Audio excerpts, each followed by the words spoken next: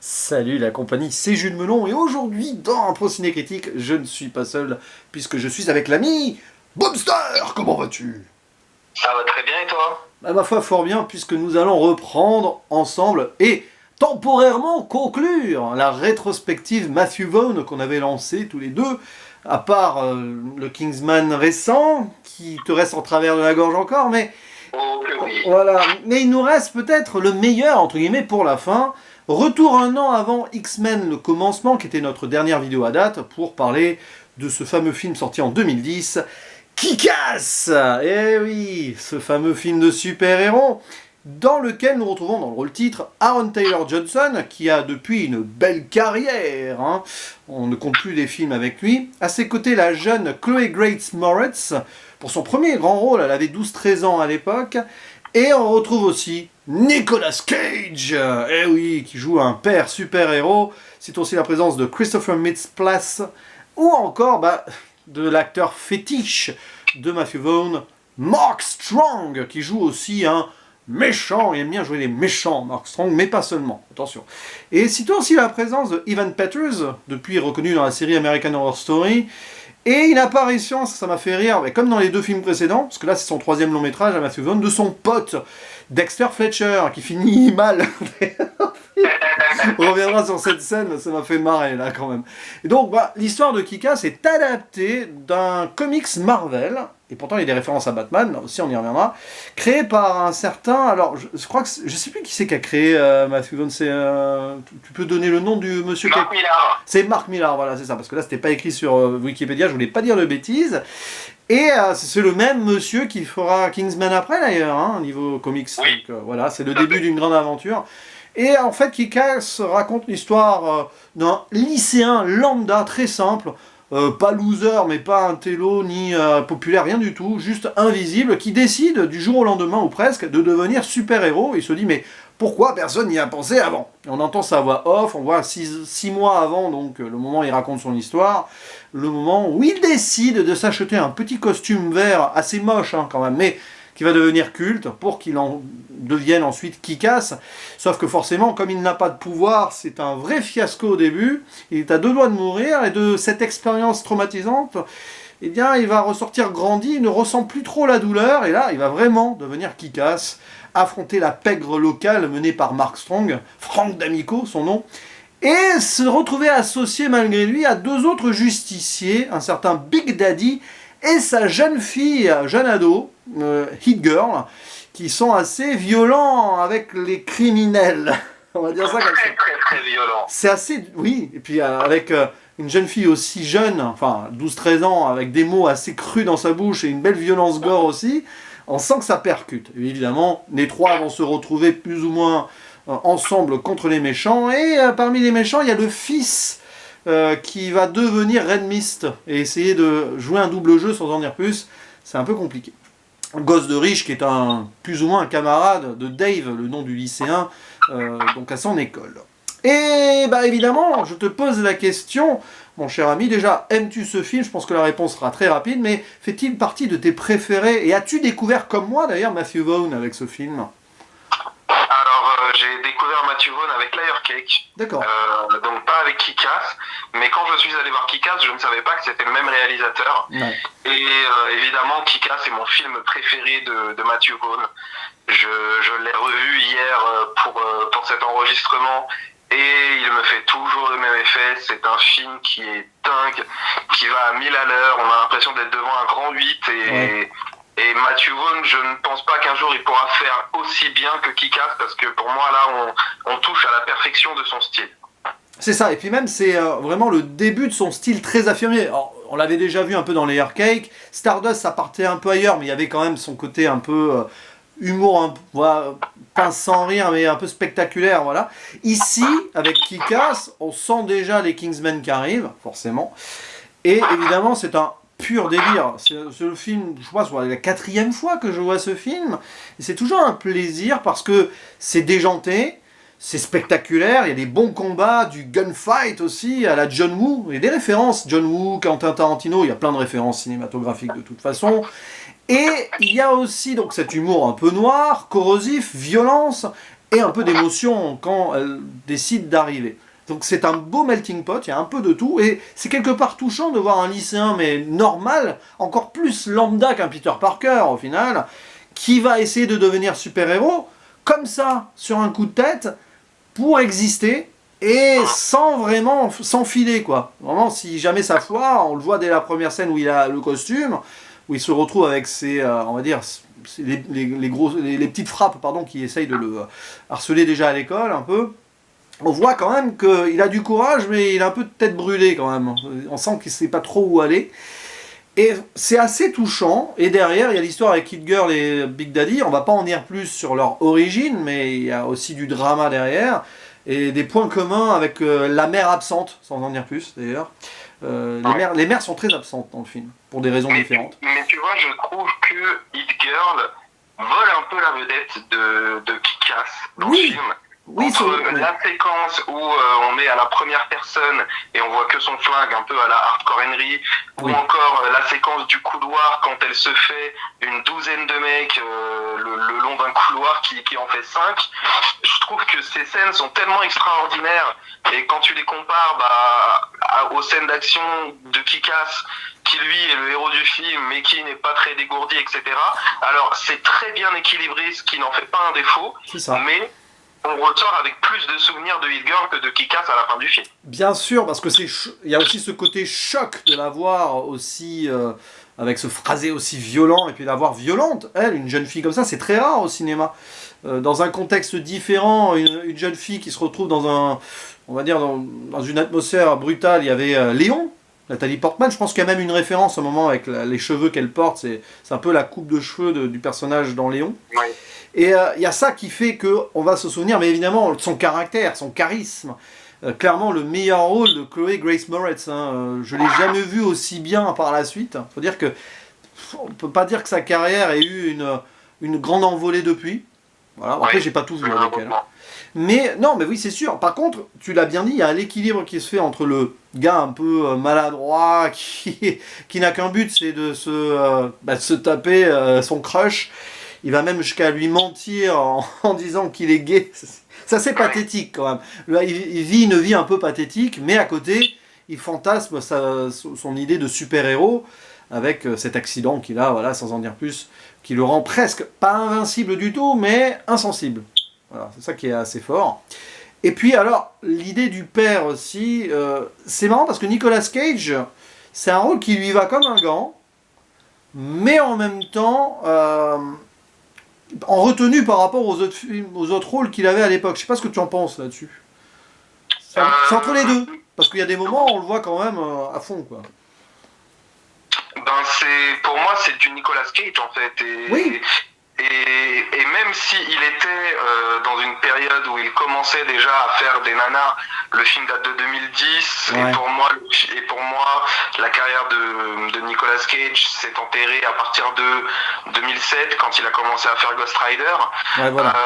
Donc il était déjà en perte de vitesse flagrante, et j'ai l'impression que Kick-Ass nous a rappelé quand même à quel point ce type est un grand acteur, parce que il arrive vraiment à jouer, tu vois, un petit peu comme l'acteur du Bouffon Vert, Willem Dafoe, comme Willem Dafoe. Nicolas Cage, il a cette capacité à jouer à la fois les gens tout à fait normaux et à la fois les dingues totales. Et je trouve qu'il est jamais meilleur que dans un rôle qui mélange les deux. C'est-à-dire que là, il est à la fois très doux, papa gâteau, etc.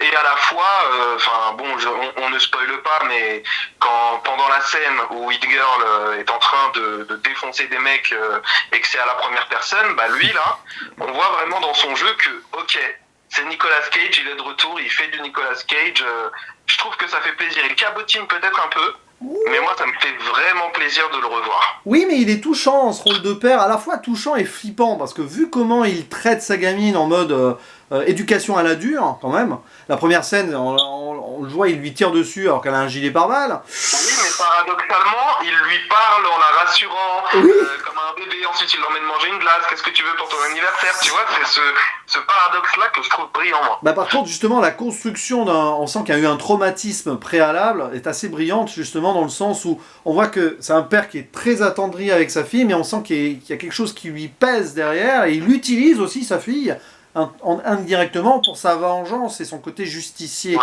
Et c'est assez ambivalent là-dessus, et c'est très bien. Donc, puis bon, on en dira plus après sur l'évolution des personnages. Et sinon, il y a un autre personnage, moi, qui m'a beaucoup touché au revisionnage comme ça. Ça paraît encore plus évident. C'est le fils d'Amico, donc qui devient Red Mist. Moi, je le trouve aussi d'une autre manière, mais tout aussi pathétique entre guillemets que le personnage de Dave Kick-Ass, parce que lui, il est invisible autrement. Certes, il est riche, mais il n'a pas de potes, parce qu'il est toujours protégé à mort. C'est quand même le fils du mafieux local et il en a conscience, un peu. Et il a envie d'une chose, c'est exister pour son père, prendre la suite. Et le père, il le méprise, enfin, c'est même pas du mépris, là, c'est qu'il le laisse de côté, quoi. Et on sent il en a gros sur la patate, quand même. Donc dès qu'il peut se rendre utile et aider Kick-Ass, il va le faire, mais en même temps, il veut aider son père, donc il joue un double jeu. Lui-même, on sait pas trop où il veut aller. Et je trouve que le personnage... Lui-même ne sait pas où il veut aller. Ouais, mais c'est ça, mais le personnage est bien écrit, je trouve, au moins. On est dans son dilemme. Je sais pas ce que tu en penses. Ouais, voilà. Moi, je suis complètement d'accord avec toi. On sent que, tu vois, par exemple, il y a la scène de l'incendie, où là, c'est vraiment le moment où ce personnage peut choisir son camp. C'est ça. Et j'ai l'impression que du coup, il le choisit. Mais en fait, avant cette séquence, je le trouve dans l'ambivalence. À partir de la séquence de l'incendie, j'ai l'impression qu'il passe en mode ok, on est full méchant. Et du coup, on va... Ouais, voilà. ouais. Puis il est intelligent aussi, parce que mine de rien, à un moment, il filme une scène avec un ours en peluche, il est pas bête, hein. Il a de la suite dans les idées. Et alors, puis l'humour. Alors, on a un humour qui est très cynique et noir et violent, grossier même par moments. Et dès le début, parce que dès qu'on nous présente la vie de Dave, on insiste bien sur le fait que c'est personne. Il est vraiment personne, même avec ses potes, bon voilà. Et alors, c'est très vite dès le début, c'est pas un spoiler, on apprend que sa mère meurt de façon subite, petit déjeuner, et on attend les gros violons derrière, ben non, c'est presque normal, la vie continue. C'est un décalage comme ça qui se fait, ça peut surprendre quand même. On voit la mère, pouf, tomber comme ça. C'est un ton qui est particulier à Matthew Vaughn, je trouve. Ce ton si subtil entre à la fois c'est touchant, à la fois c'est drôle et à la fois c'est minable, tu vois. Il peut te mélanger les trois sur une seule séquence, quoi. Ouais. Et puis bien sûr, qui dit Matthew Vaughn dit la musique. Alors là, il n'y a pas vraiment, il doit y avoir deux compositeurs qui créent des petits trucs, mais c'est souvent de la musique qu'on connaît, souvent rock, et du Prodigy par exemple. Il y a aussi des emprunts, je ne sais pas si tu avais remarqué, de 28 jours plus tard, le thème de John Murphy. Oui, tout à fait. Ça, même, je crois qu'il y a un thème de Sunshine aussi, des films de Danny Boyle, des très bons films de Danny Boyle. C'est peut-être mes deux films de Danny Boyle préférés d'ailleurs, quand j'y pense. Et c'est marrant qu'il y ait cette réutilisation, bon, c'est la solidarité britannique peut-être, et ça marche très bien. La scène de la musique de 28 jours plus tard, sur une scène de combat, je crois, dans un entrepôt, je sais plus parce qu'on va se mélanger les choses après, mais je trouve que ça fonctionne super bien, voilà.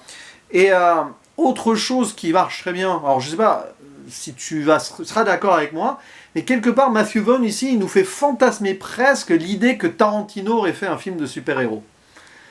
C'est vrai, maintenant que tu le dis, ça fait sens. Voilà, parce que évidemment, en fait, je pense que Matthew Vaughn aime beaucoup Tarantino, mais en fait, c'est surtout que Matthew Vaughn et Tarantino ont probablement des références communes. Notamment vers la fin, sans en dire plus, avec les guns à la main, ça fait très John Woo, et on sait que Tarantino aime bien John Woo, je pense que Matthew Vaughn aussi, et évidemment, Matthew Vaughn est un amoureux du cinéma, il le montre là, avec des références à Scarface, Taxi Driver, et on en passe, ça n'arrête pas. Parfois c'est presque un peu trop, ça déborde un peu des fois, tu vois ce que je veux dire? Mais c'est pour le gag. Est-ce que c'était là dans les comics de base par exemple? Alors dans les comics de base, le côté aussi pop et fun avec beaucoup de références à la pop culture était moins présent quand même. Ouais. Le comics c'est quelque chose d'un peu plus dur, d'un peu moins coloré et d'un peu moins comique et un peu moins pathétique aussi. Mais dans le comics en fait surtout ce qui ressort c'est le côté violent de l'univers dans lequel les personnages se lancent. Et il y a moins d'humour que ça. Et c'est bien plus violent, surtout. Le côté pathétique, maintenant il y a une scène qui me revient, mais la toute première scène du film, avec le gars, je crois que c'est un Arménien qui essaye de voler en tombant et il meurt comme une merde. Tout à fait. Rien que ça, tu es là, quoi. Ça, c'est dans le comics, hein. Ça, c'est la scène d'ouverture du comics aussi. Ah, mais ça fait... au début, tu te dis, tiens, oh, c'est lui qui casse, en fait. On voit son personnage des mois après. Ah non, blum. Ça fait mal, quand même. Oui, ça fait très mal, c'est le cas de le dire. Et puis oui, tu l'as dit aussi, l'effet jeu vidéo, parce que Matthew Vaughn, il pense parfois ces films un peu comme des jeux vidéo, dans les combats.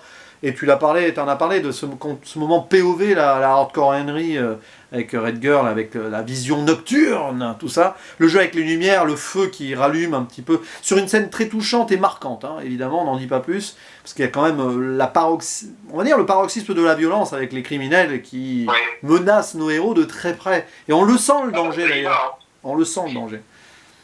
Et d'ailleurs, ça y va en fait, comme je viens de le dire, hein, niveau violence, le comics l'est encore plus. Oui. Et donc le film a mine de rien ménagé les spectateurs au niveau de l'hémoglobine, mais il en fallait quand même, tu vois. Et je trouve ça bien qu'ils l'aient gardé, parce qu'ils auraient pu facilement en faire un film PG-13. Et puis bon, la scène du broyeur, là c'est pas un spoiler parce que c'est un personnage très tertiaire, Dexter Fletcher. Voilà. Et ça, et déjà dans des films où on voit des justiciers, des héros positifs, faire ça même à des méchants, c'est quand même rare, quoi. Mais là, la référence à Batman s'arrête là, du coup, parce que Batman, il aurait jamais fait ça. Mais tu sais que dans la scène du broyeur, il y a une référence à un autre film de Matthew Vaughn. C'est pas Layer Cake, non? Oui, tout à fait. C'est parce que Dexter Fletcher se retrouve dans la même voiture jaune canari que dans Layer Cake. Et en fait, on quitte ce personnage avec la voiture dans Layer Cake, et il voulait que dans Kick-Ass, on le quitte avec la même voiture. Aïe, aïe, aïe. Ben là, il est quitté pour de bon. Et du coup, alors on va faire une petite zone spoiler, quand même, pour, surtout révéler ce moment presque inattendu, mais attendu quand on y pense. Ce personnage, on sent qu'il va peut-être pas revenir sur une éventuelle suite. C'est le décès de Big Daddy, alias Nicolas Cage, sur une scène qui touche l'émotion quand même, mais qui n'en fait pas des tonnes. Ça, c'est Matthew Vaughn. Des fois, il va faire prendre des risques à ses personnages.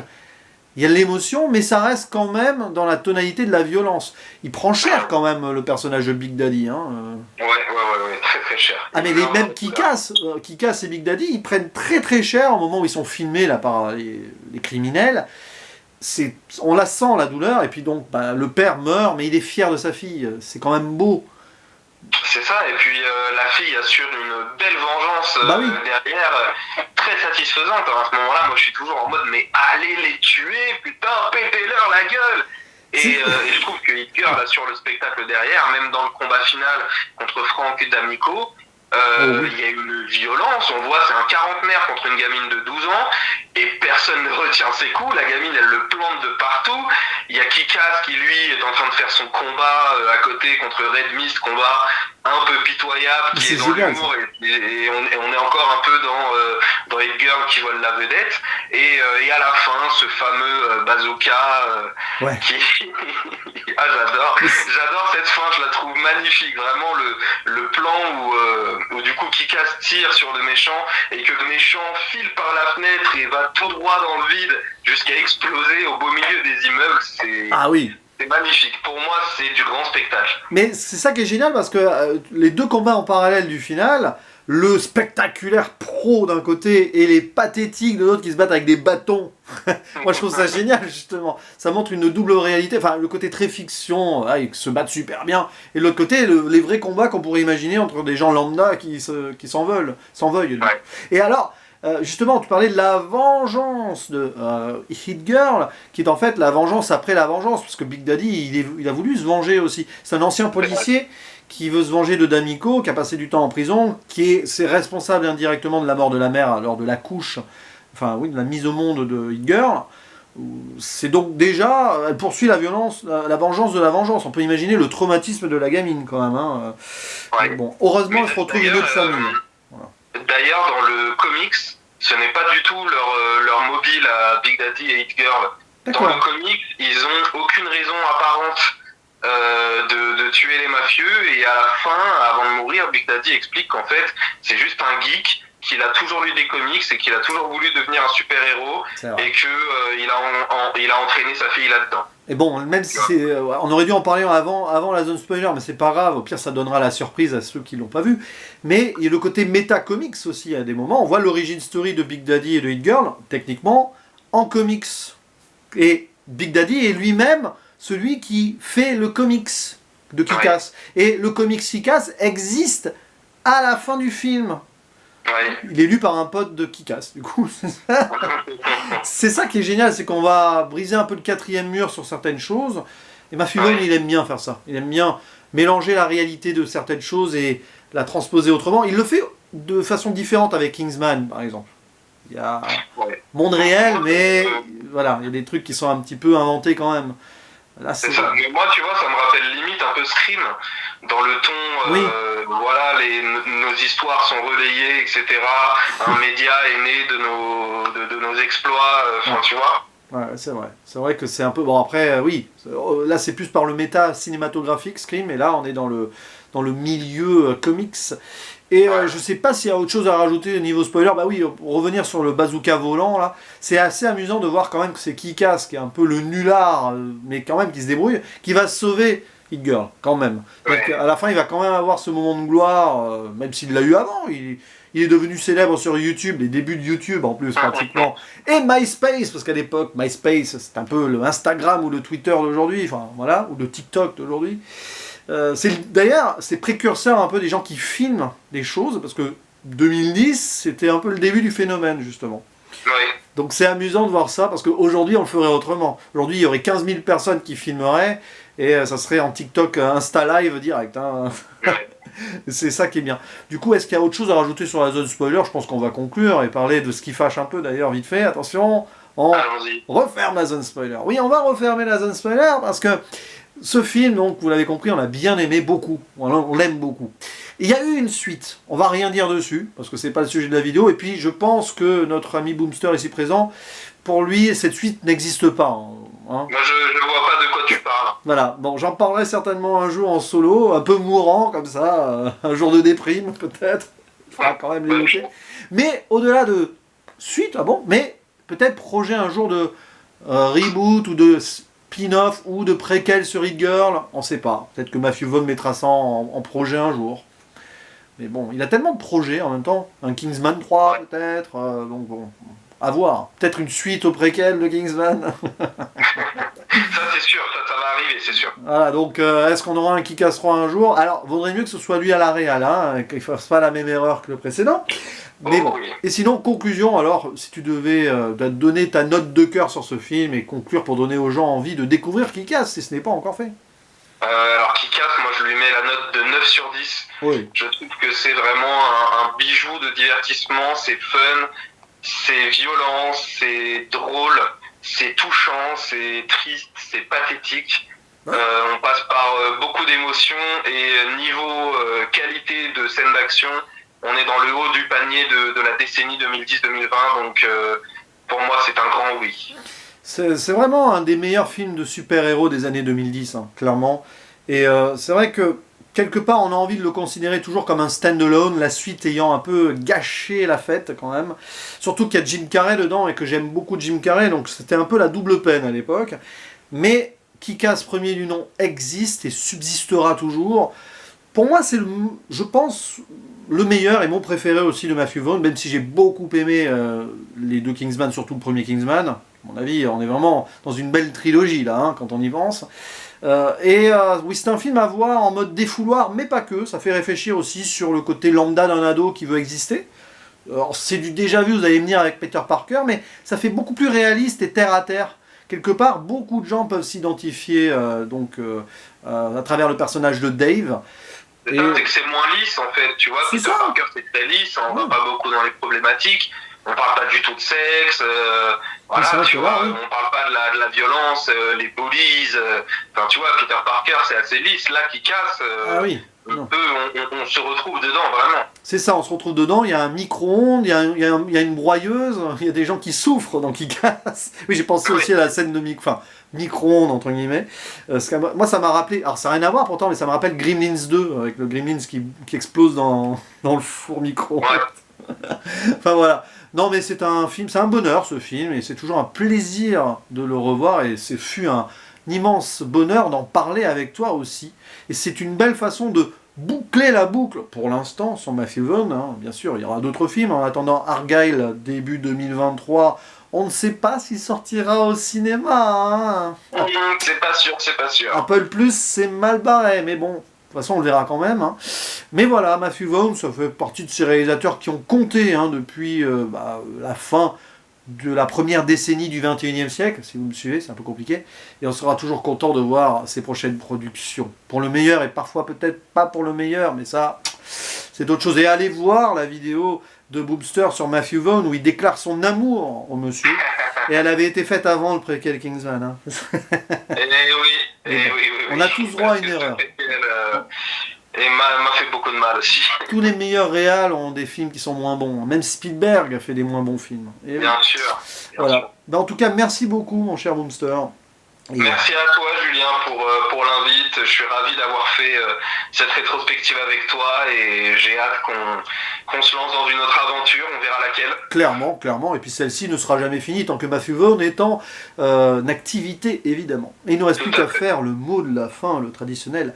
À la prochaine. Ciao.